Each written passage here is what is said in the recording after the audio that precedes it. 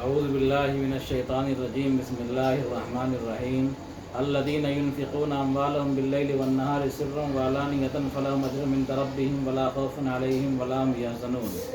جو لوگ اپنے مالوں کو خرچہ کرتے ہیں رات اور دن میں خفیہ اور اعلانیہ، تو ان کے لیے ان کا اجر ہے ان کے پروردگار کے پاس، اور ان پر کوئی خوف نہ ہوگا اور وہ غمگین نہیں ہوں گے، ہے نا۔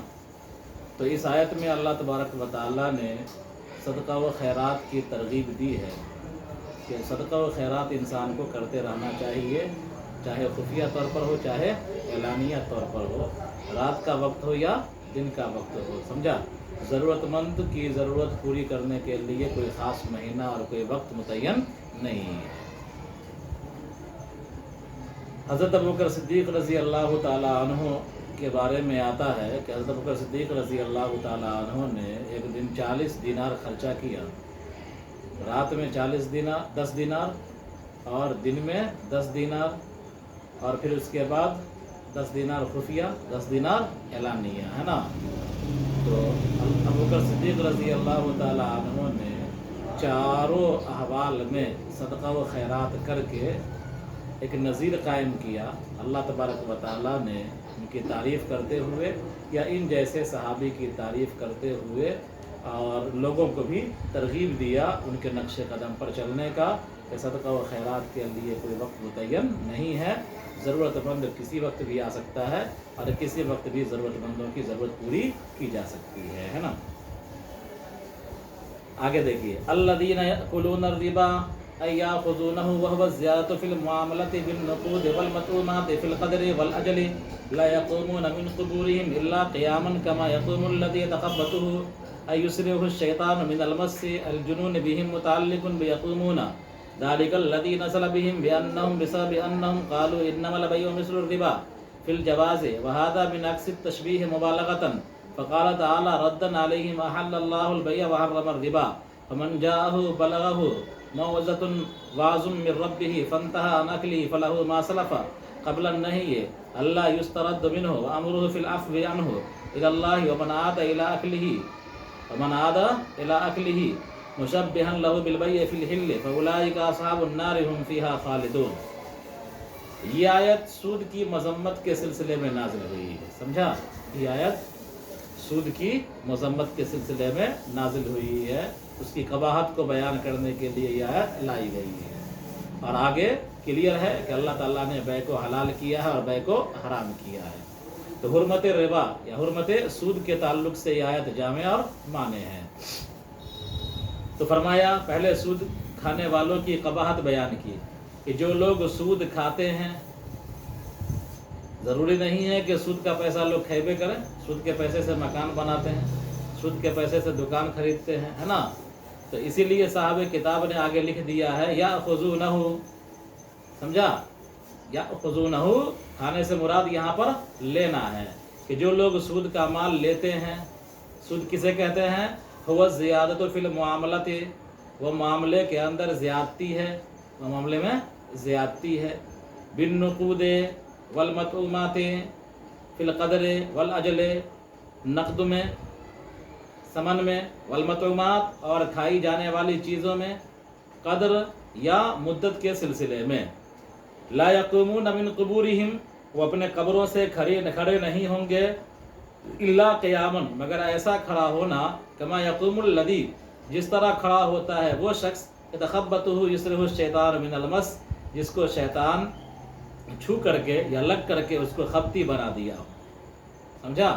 تو سود خور جو ہوتا ہے یا سود لینے والا، سود کا کاروبار کرنے والا، سمجھا، تو ایسا آدمی دنیا کے اندر بھی خبتی ہو جاتا ہے، اور آخرت کے اندر جب اپنے قبروں سے اٹھایا جائے گا میدان محشر میں، تو یوں لگے گا کہ اس کو جنون لاحق ہو گیا ہے، شیطان نے اس کو خبط الحواس بنا دیا ہے، آیا سمجھ میں۔ تو جس سے لوگ سمجھ جائیں گے محشر والے کہ یہ کیا ہے، سود خور ہے۔ حدیث کے اندر معراج والی حدیث مشہور ہے، سمجھا، کہ اللہ کے رسول صلی اللہ علیہ وسلم کو ایک شخص دکھلایا گیا جو خون کے دریا میں ڈوبا ہوا تھا، ہے نا۔ پوچھا کہ آپ صلی اللہ علیہ وسلم نے کہ جبریل کون ہے؟ تو کہا کہ یہ سود خور ہے، لوگوں کا خون چوستا تھا، دنیا کے اندر لوگوں کا مال چوستا تھا، ہے نا۔ تو آج اس کو اسی طرح کی سزا مل رہی ہے، कि खून के तालाब में डूबा हुआ है ना। तो क़यामत के दिन उसका हाल ये होगा कि वो यतखब्बतुहु शैतान मिनल मस, कि शैतान जिस तरह किसी को लग जाता है और शैतान के असर से इंसान खब्तुल हवास हो जाता है, न बाल का ठिकाना, न दाढ़ी का ठिकाना, न कपड़े का ठिकाना, है ना। तो ऐसे ही इसका हाल होगा। आया समझ में? तो खब्तुल हवास टाइप का। तो फरमाया हुवा ज़ियादतु फिल मुआमलति बिन नुक़ूद वल मतूमात फिल क़द्र अबिल अजल। ये तशरीह सूद की जो तारीफ़ किया है इन्होंने इमाम शाफ़ी के एतबार से, इमाम शाफ़ी के एतबार से, इमाम शाफ़ी रहमतुल्लाह अलैह के नज़दीक जो सूद होती है वो खाई जाने वाली अशिया में या नकद अशिया में, है ना। यानी सोना चांदी, नकूद में से है ना, समन में से है ना सोना चांदी। तो सोने चांदी में कमी बेशी नाजायज़ है उनके नज़दीक, और खाई जाने वाली अशिया में कमी बेशी नाजायज़ है, कमी बेशी के साथ मामला करना। आया समझ में? लेकिन हमारे एतबार से इत्तेहाद कदर और इत्तेहाद जिन्स, कि अगर दो चीज़ एक जिन्स की है, दोनों का पैमाना यकसा है, तो इस सूरत के अंदर रिबा का तहक़्क़ुक़ हो जाएगा। समझा? अगर कमी बेशी होती है तो, कमी बेशी होती है तो रिबा का तहक़्क़ुक़ हो जाएगा, चाहे वो खाई जाने वाली चीज़ हो या क्या है पहनने जाने वाली चीज़ हो, या और दीगर कामों में इस्तेमाल होने वाली अशिया हो, या सोने चांदी लोहा पीतल तांबा वगैरह हो, कोई भी चीज़ हो। तो दुनिया की कोई भी अशिया अगर आप कमी बेशी के साथ फ़रोख्त करते हैं और दोनों की जिन्स एक है और दोनों की कदर एक है, तो इस सूरत के अंदर कमी बेशी अगर होती है तो रिबा का तहक़्क़ुक़ हमारे नज़दीक हो जाएगा। आया समझ में? लिहाजा एक बोरी सीमेंट को दो बोरी सीमेंट के एवज़ हम नहीं बेच सकते हैं। इमाम शाफ़ी रहमतुल्लाह अलैह के यहाँ बेच सकते हैं। क्यों? इसलिए कि सीमेंट खाई जाने वाली अशिया नहीं है और सीमेंट जो है वो नकूद में से नहीं है। समझा? तो हमारे नज़दीक रिबा की इल्लत क्या है? रिबा बगैर एवज़ की ज़्यादती है ना। रिबा का मतलब बगैर एवज़ के ज़्यादती है। तो रिबा हमारे नज़दीक, रिबा की इल्लत इत्तेहाद कदर और इत्तेहाद जिन्स है। और इमाम शाफ़ी रहमतुल्लाह अलैह के नज़दीक रिबा की इल्लत क्या है? नकूद और मतूमात है। क्या है? नकूद और मतूमात है। इन्हीं में रिबा का तहक़्क़ुक़ होगा और दीगर चीज़ों में रिबा का तहक़्क़ुक़ नहीं होगा। तो उसी एतबार से इन्होंने तशरीह किया है कि रिबा की तारीफ़ हुवा ज़ियादतु फिल मुआमलति बिन नुक़ूद वल मतूमात, कि वो मामलात में ज़्यादती है नकूद और मतूमात में, खाई जाने वाली अशिया में, फिल क़द्र अबिल अजल, कदर में या अजल में, कदर में और अजल में। तो कदर और अजल कहकर इन्होंने रिबाए फ़ज़ल और रिबाए नसिया दोनों को शामिल कर दिया है। समझा? रिबाए फ़ज़ल और रिबाए नसिया दोनों को शामिल कर दिया है। ठीक है? अगर इत्तेहाद जिन्स है, क्या है? अगर इत्तेहाद जिन्स है तो कमी बेशी के साथ तो आप बेच नहीं सकते हैं। समझा? लेकिन उधार चल सकता है। उधार क्या है? इत्तेहाद जिन्स अगर है तो कमी बेशी के साथ फ़रोख्त करना तो नाजायज़ है ही। समझा? और इत्तेहाद कदर अगर है तो उस सूरत के अंदर कमी बेशी के साथ इत्तेहाद कदर, हाँ इत्तेहाद कदर है और इत्तेहाद जिन्स नहीं है, इत्तेहाद कदर है और इत्तेहाद जिन्स नहीं है, तो उस सूरत के अंदर क्या है? कमी बेशी चल सकती है। क्या है? इत्तेहाद जिन्स भी है, इत्तेहाद कदर भी है, तो कमी बेशी नहीं चल सकती है, रिबा का तहक़्क़ुक़ हो जाएगा। और अगर इत्तेहाद जिन्स नहीं है, इत्तेहाद कदर है, फ़र्ज़ कीजिए कि चावल भी वज़न करके बेचा जाता है और चना भी वज़न करके बेचा जाता है। समझा? तो दोनों में अगर 1 किलो चना को 2 किलो चावल के एवज़ भेजेंगे, कोई दिक्कत की बात नहीं है। समझा? क्यों? इसलिए कि दोनों के जिन्स क्या है? अलग अलग है। तो इत्तेहाद कदर है, यानी पैमाना दोनों का एक है लेकिन जिन्स एक नहीं है। समझा? लिहाजा यहाँ पर कमी बेशी के साथ बेचना तो जायज़ होगा लेकिन उधार ना जायज़ होगा। आया समझ में? यानी अगर आप ऐसा करें कि किसी को 1 किलो चावल दें और उससे कहें कि कल को 2 किलो चना हमको दे दीजिएगा, 3 किलो चना दे दीजिएगा, तो ये नाजायज़ होगा। ये रिबाए नसिया हुआ, है ना। आगे देखिए, ला यक़ूमून मिन क़ुबूरिहिम इल्ला क़ियामन, ये सूद खोर या सूद खाने वाले लोग ये अपने कब्रों से उसी तरह खड़े होंगे जिस तरह खब्तुल हवास इंसान खड़ा होता है जिसको शैतान ने छू करके जुनून में मुब्तला कर दिया हो, पागल बना दिया हो, है ना। आगे देखिए, मुतअल्लिक़ुम मिनल मस अल जुनून भी, मुतअल्लिक़ुम बियक़ूमूना, मिनल मस का ताल्लुक़ यक़ूमूना से है, यतख़ब्बतु से नहीं है। मिनल मस का ताल्लुक़ किससे है? यक़ूमूना से, यतख़ब्बतु से नहीं है। समझा? कि वो उस तरह शैतान जिस तरह किसी को छू करके पागल कर देता है, जुनून लाहिक हो जाता है। समझा? और वो इंसान खब्तुल हवास करके बवाता रहता है, تو ایسے ہی سود خور کا انجام ہوگا کہ وہ کیا لگے گا کہ پاگل ہے۔ آگے دیکھیے، ذالک الذی نزل بہم بانہم بسبب انہم قالوا انما البیع مثل الربا، اور یہ آیت نازل ہوئی اس وجہ سے کہ ان لوگوں نے کہا تھا کہ انما البیع مثل الربا، کہ بیع تو ربا کی طرح ہے۔ کیا کہا؟ یعنی کافر و مشرک کہ جب ربا کے بارے میں سنا کہ مسلمانوں کے نزدیک ربا درست نہیں ہے، ربا حرام ہے، تو کفار اور مشرکین نے مسلمانوں کے اس حکم کا مذاق اڑاتے ہوئے یا اس حکم کی خلاف ورزی کرتے ہوئے ان لوگوں نے کیا کہا کہ بھائی ربا کے اندر بھی زیادتی ہوتی ہے اور بیع کے اندر بھی زیادتی ہوتی ہے نا۔ بیع کے اندر بھی لوگ نفع کماتے ہیں نا، بائع نفع کماتا ہے مشتری سے، اور ربا کے اندر بھی قرض دینے والا کیا ہے، نفع کماتا ہے۔ تو بیع کے اندر بھی زیادتی ہوتی ہے اور ربا کے اندر بھی زیادتی ہوتی ہے۔ تو مشرکین نے کہا انما البیع مثل الربا، بیع تو ربا کی طرح ہے۔ سمجھا؟ اب دیکھو کتنا ٹیڑھا جملہ ہے، مشرکین کتنے ذہن کے کچے ہوتے ہیں اور کتنے ذہن کے ٹیڑھے ہوتے ہیں۔ سمجھا؟ بات کس کی چل رہی ہے؟ ربا کی۔ تو ان کو قاعدے کے اعتبار سے اگر کہنا ہی تھا، اعتراض کرنا ہی تھا، تو کیا کہنا چاہیے تھا کہ انما الربا مثل البیع، کیا کہنا چاہیے تھا؟ انما الربا مثل البیع، کہ ربا بیع کی طرح ہے نا۔ لیکن الٹا کہا، کیا کہا کہ بیع ربا کی طرح ہے، یعنی ربا ہمارے نزدیک تو حلال ہے ہی، بیع کے بارے میں سوچئے۔ سمجھا؟ بیع کے بارے میں سوچئے۔ سمجھا؟ تو جو چیز صراحتاً حرام ہے اس پر قیاس کر رہا ہے کس کو؟ سمجھا؟ بیع کو، ہے نا۔ تو فرمایا انما البیع مثل الربا، کہ انہوں نے کہا تھا کہ بیع ربا کی طرح ہے۔ سمجھا؟ جواز میں ھذا من عکس التشبیہ ہے، یہ عکس تشبیہ ہے مبالغتاً۔ کیا ہے؟ یعنی کفار اور مشرکین نے یہ جملہ کہا تھا، اس جملے کے اندر کیا ہونا چاہیے؟ انما الربا مثل البیع ہونا چاہیے، لیکن انہوں نے تشبیہ کو پلٹ دیا۔ کیا کر دیا؟ اور کیا کہہ دیا؟ انما البیع مثل الربا۔ سمجھا؟ مشبہ کو بنا دیا مشبہ بھی، اور مشبہ بھی کو بنا دیا مشبہ، تو یہ عکس تشبیہ ہوا، ہے نا۔ اور یہ ایسا کیوں کیا؟ مبالغتاً۔ کیا کیا؟ مبالغتاً۔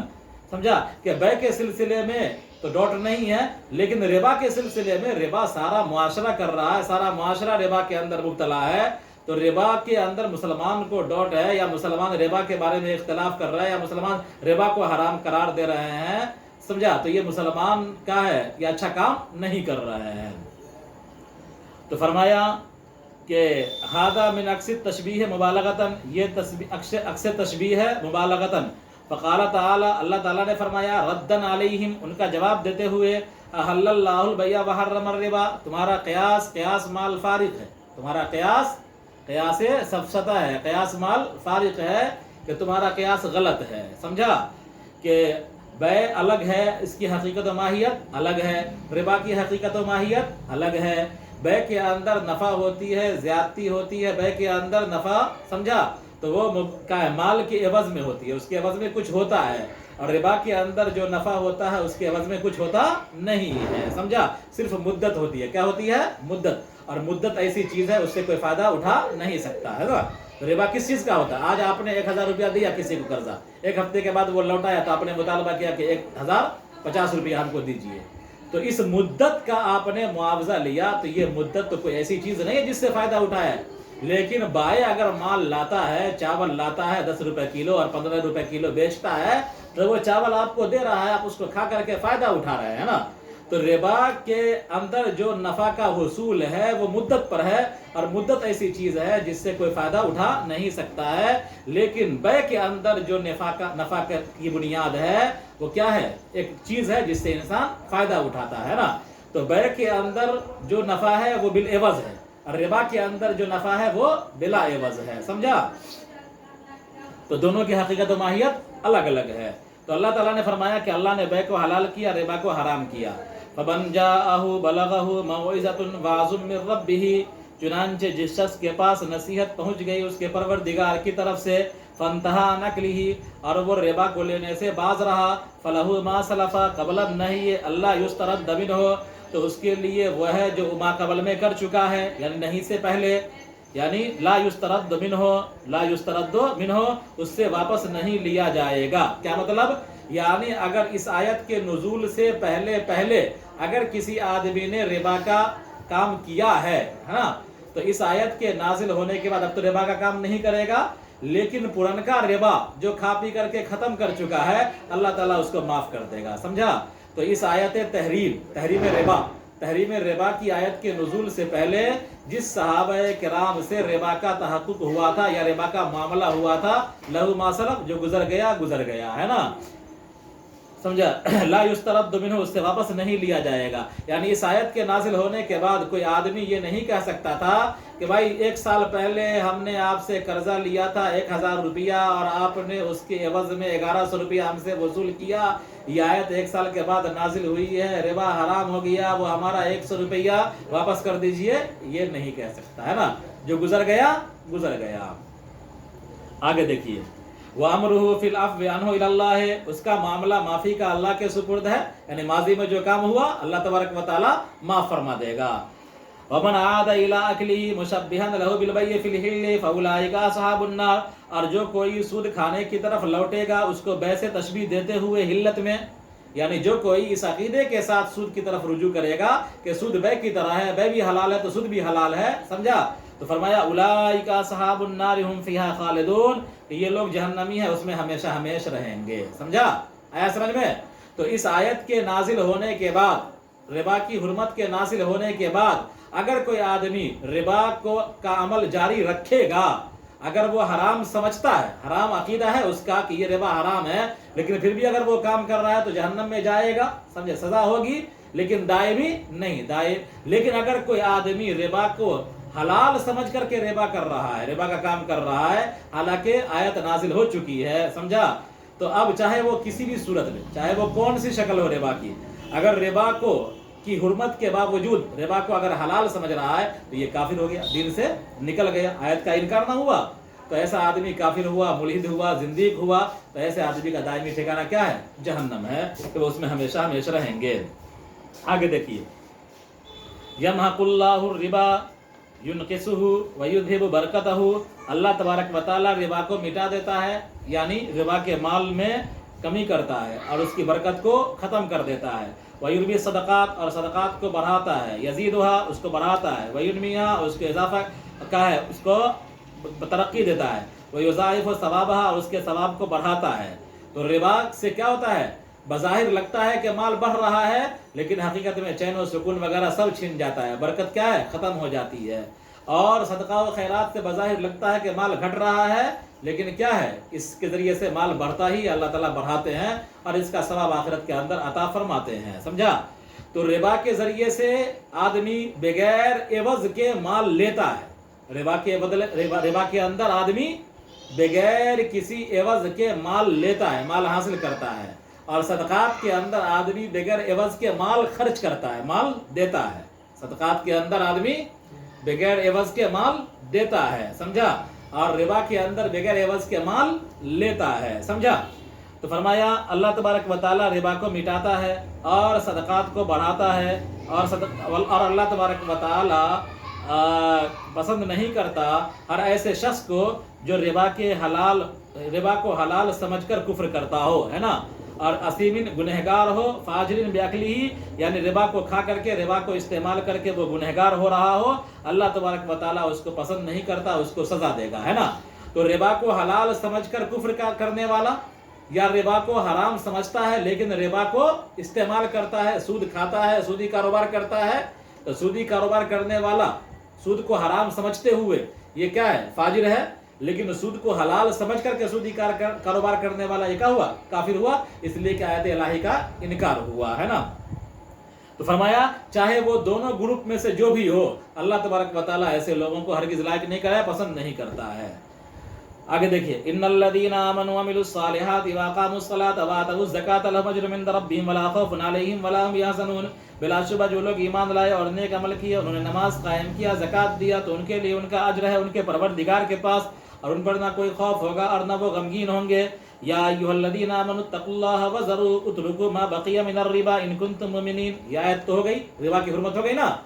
اب آگے مزید اور وضاحت کر رہے ہیں، اللہ تبارک و تعالیٰ کر رہا ہے کہ اس آیت کے نزول کے بعد ایک دوسرے پر ربا کے جو سارے معاملات ہیں سب درگزر کر دیے جائیں۔ کیا کر دیے جائیں؟ ربا کے سارے معاملات ختم کر دیے جائیں۔ تو اے ایمان والو تم اللہ سے ڈرو اور چھوڑ دو ما بقیہ من الربا، ربا کا جو حصہ باقی ہے ایک دوسرے پر اس کو درگزر کر دو، چھوڑ دو۔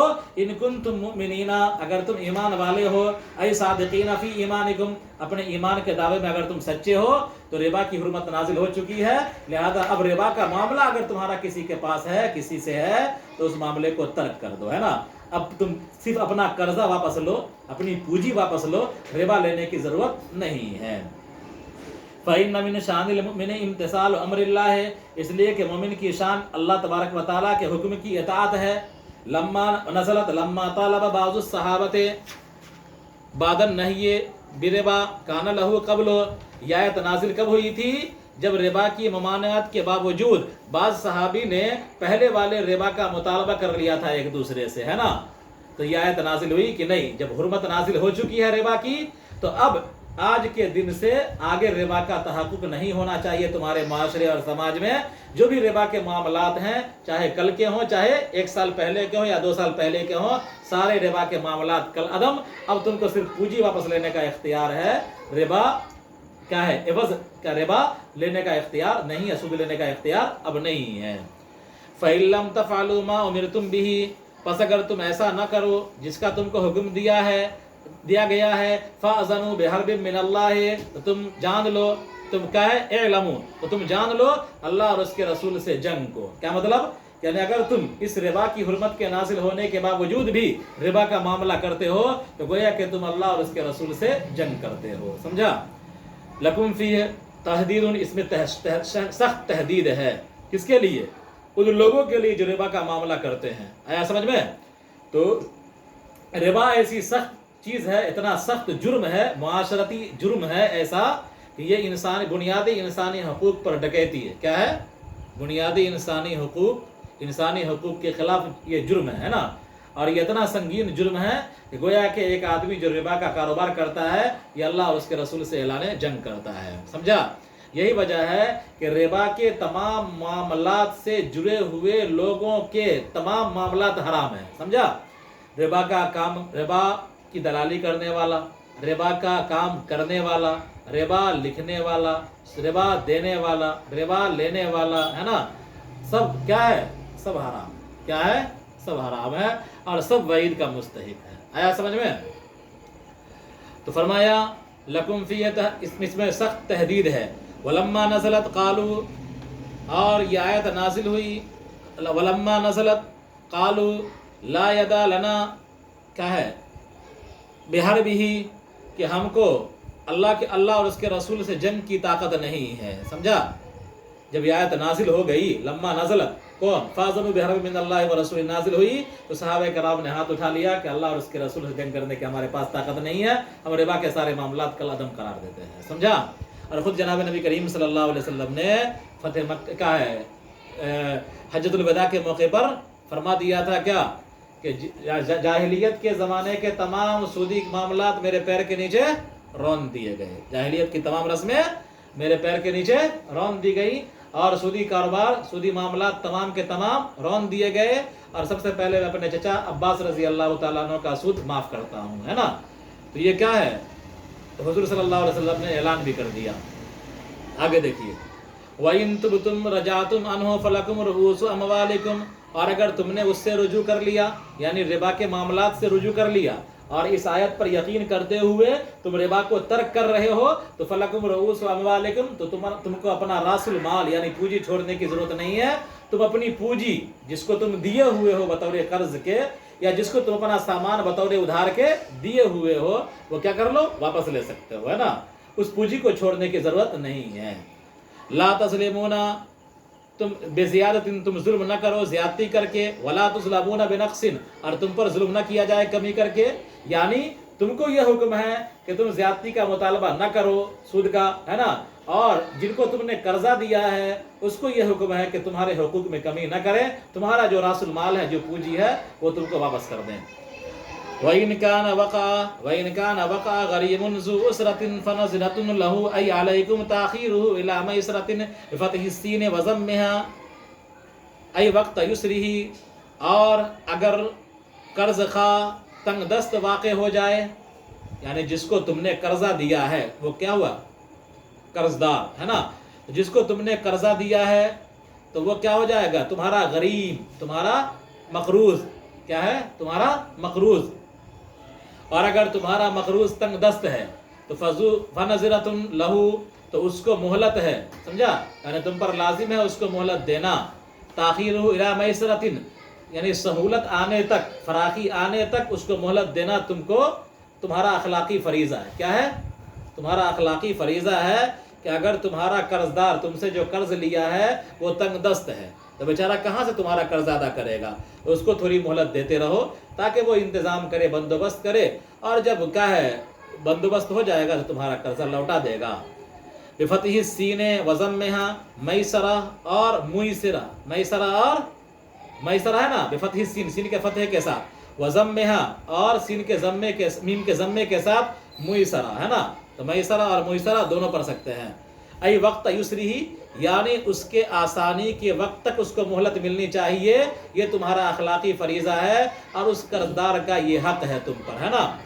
आगे देखो, वान तसद्दक़ू, और अगर तुम सदका कर दो, बित्तशदीद अला इदगामित ताई फिल अस्ल फिस सादे, तशदीद के साथ तसद्दक़ू, है ना, अला इदगामित ताई फिल अस्ल, ताका असल में साद में इदगाम के साथ, ताको साद से बदल दिया और साद का साद में ताता सद्दक़ू, क्या था, वाइन ताता सद्दक़ू, ताको साद से बदल दिया और साद का साद में इदगाम कर दिया तो क्या हो गया, तसद्दक़ू। और बित्तख़फ़ीफ़ अला हज़फ़िहा, और तख़फ़ीफ़ के साथ उसके हज़फ़ पर, समझा, क्या, तख़फ़ीफ़ के साथ आई ततसद्दक़ू, क्या है, आई ततसद्दक़ू, ठीक है। तो क्या है, तसद्दक़ू तशदीद के साथ, साद की तशदीद के साथ, ता असल में ता का इदगाम, ताके इदगाम, ता को असल में साद में इदगाम करके, और तख़फ़ीफ़ के साथ, किसके, और तख़फ़ीफ़ के साथ अला हज़फ़िहा, ताके हज़फ़ पर, आई तसद्दक़ू, आई क्या है, तसद्दक़ू अलल मूसिर बिल इब्राई, यानी तुम तंगदस्त पर क्या कर दो, तुम तंगदस्त पर क्या कर दो, सदका कर दो, यानी तुम माफ़ कर दो, बिल इब्रा, क्या है, माफ़ कर दो, उसको बरी कर दो, क्या कर दो, उसको बरी कर दो। तो अगर, और अगर तुम्हारा सदका करना यानी तुम्हारा माफ़ कर देना तुम्हारे लिए बेहतर है, इन कुंतुम तालमूना, अगर तुम जानते हो कि ये बेहतर है, फफ़ालू हो, तो तुम उसको कर लो, हदीस के अंदर, है ना, अभी उसको कर लो।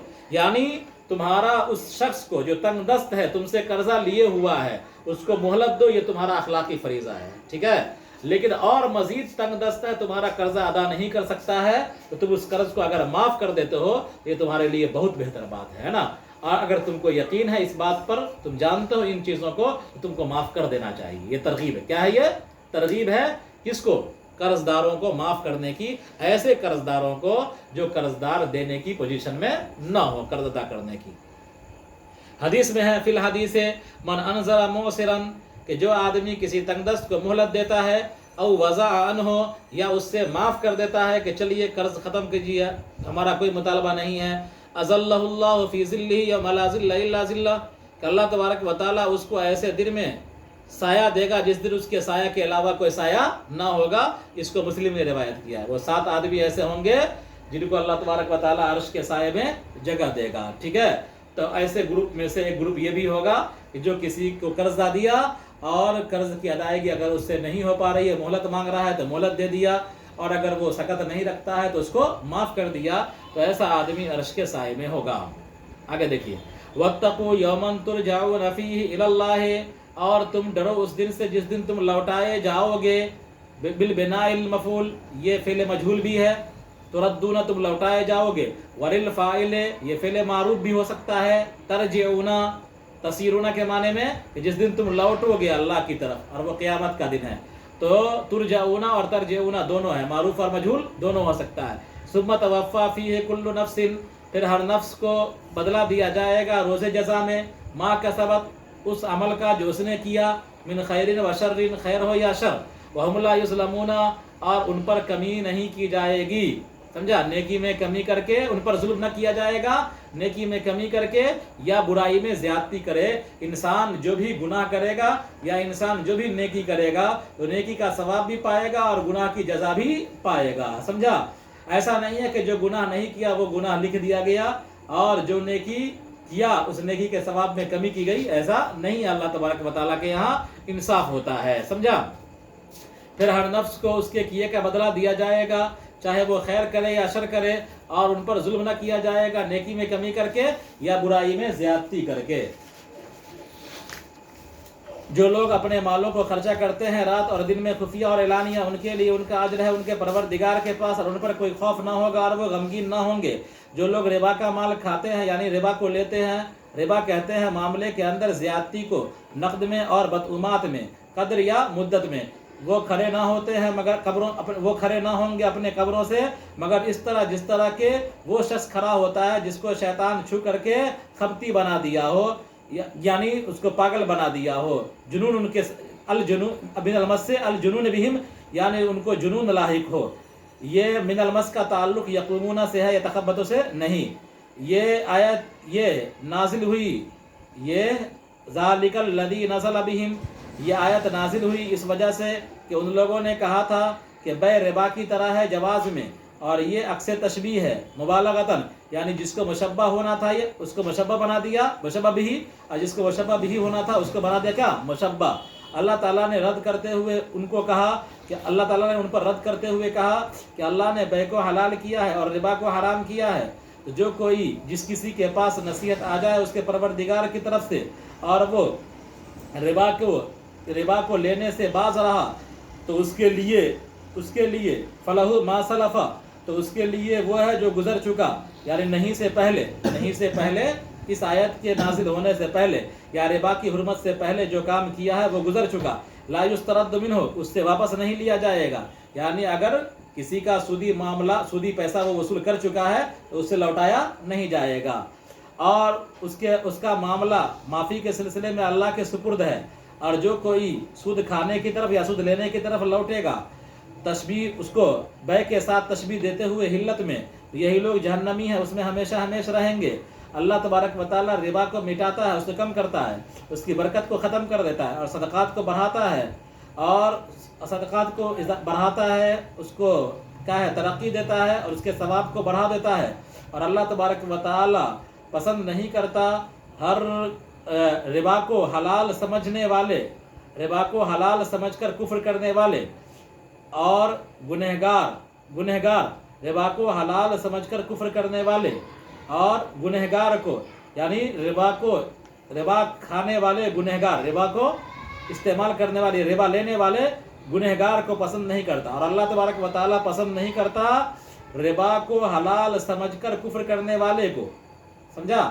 اور کیا ہے، ربا کا استعمال کرنے والے گنہگار کو اللہ تعالیٰ کیا ہے پسند نہیں کرتا، یعاقبہ، اللہ اس کو سزا دے گا۔ بلا شبہ جو لوگ ایمان لائے اور نیک عمل کیے اور نماز قائم کیے، زکوٰۃ دیے، ان کے لیے ان کا اجر ہے ان کے پروردگار کے پاس، ان پر نہ کوئی خوف ہوگا نہ وہ غمگین ہوں گے۔ اے ایمان والو، تم اللہ سے ڈرو اور چھوڑ دو جو ربا بچا ہوا ہے، اگر تم ایمان والے ہو، یعنی اپنے ایمان میں سچے ہو، اس لیے کہ مومن کی شان اللہ کے حکم کو ماننا ہے۔ یہ آیت نازل ہوئی جب بعض صحابہ نے مطالبہ کیا تھا ربا کی حرمت کے بعد ربا کا مطالبہ کیا تھا، اس ربا کا جو اس سے پہلے تھا کسی پر، ہے نا۔ پس اگر تم نہ کر سکے وہ جس کا تم کو حکم دیا گیا، یعنی تم اگر ربا سے نہ بچے تو تم جان لو کہ اللہ تم کیا ہے، اعلموا، تو تم کو معلوم ہونا چاہیے، تم جان لو اللہ اور اس کے رسول سے جنگ کو، تمہارے لیے اس کے اندر سخت تحدید ہے۔ اور یہ آیت نازل ہوئی، جب یہ آیت نازل ہو گئی تو صحابہ نے کہا کہ ہم کو اللہ سے جنگ کی طاقت نہیں ہے، ہم رجوع کرتے ہیں، ہے نا۔ اور اگر تم نے رجوع کر لیا اس سے تو تمہارے لیے تمہارا راس المال ہے، پونجی ہے، اور تم ظلم نہ کرو زیادتی کا مطالبہ کر کے، اور نہ تم پر ظلم کیا جائے کمی کر کے۔ اور اگر مقروض تنگ دست ہو تو اس کو مہلت ملنی چاہیے تمہاری طرف سے، یعنی اس کو تاخیر مہلت دی جائے آسانی تک، سین کے فتحے کے ساتھ اور سین کے ضمے کے ساتھ، یعنی اس کی آسانی کے وقت تک۔ وان تصدقوا، اور تمہارا صدقہ کرنا تشدید کے ساتھ، تاکہ ادغام پر اصل میں ساد میں تاکو ادغام کر کے، اور بالتخفیف، اور تخفیف کے ساتھ، علی حذف، تاکہ حذف پر، ای تصدقوا، یعنی تمہارا صدقہ کرنا تنگ دست پر، یعنی اس کو معاف کر دینا تمہارے لیے بہتر ہے۔ اگر تم جانتے ہو کہ یہ بہتر ہے تو تم ایسا کرو۔ حدیث کے اندر ہے کہ جو کوئی کسی تنگ دست کو مہلت دیتا ہے یا اس کو معاف کر دیتا ہے تو اللہ تعالیٰ اس کو ایسے سائے میں اللہ تعالیٰ اس کو ایسے اس دن اپنے سائے میں جگہ دیں گے جس دن اس کے سائے کے علاوہ کوئی سایہ نہ ہوگا، یعنی عرش کا سایہ، رحمت کا سایہ۔ اس کو امام مسلم نے روایت کیا ہے۔ اور تم ڈرو اس دن سے جس دن تم لوٹائے جاؤ گے۔ یہ ترجعونا، یہ فعل مجہول بھی ہے، بالبناء المفعول فعل مجہول بھی ہے، تردونا کے معنی میں ہے، اور فعل معروف بھی ہے، تسیرونا کے معنی میں ہے۔ جس دن تم لوٹو گے اللہ کی طرف، پھر ہر نفس کو بدلہ دیا جائے گا اس کا جو اس نے کیا، خیر ہو یا شر، اور ان پر ظلم نہ ہوگا نیکی میں کمی کر کے یا برائی میں زیادتی کر کے۔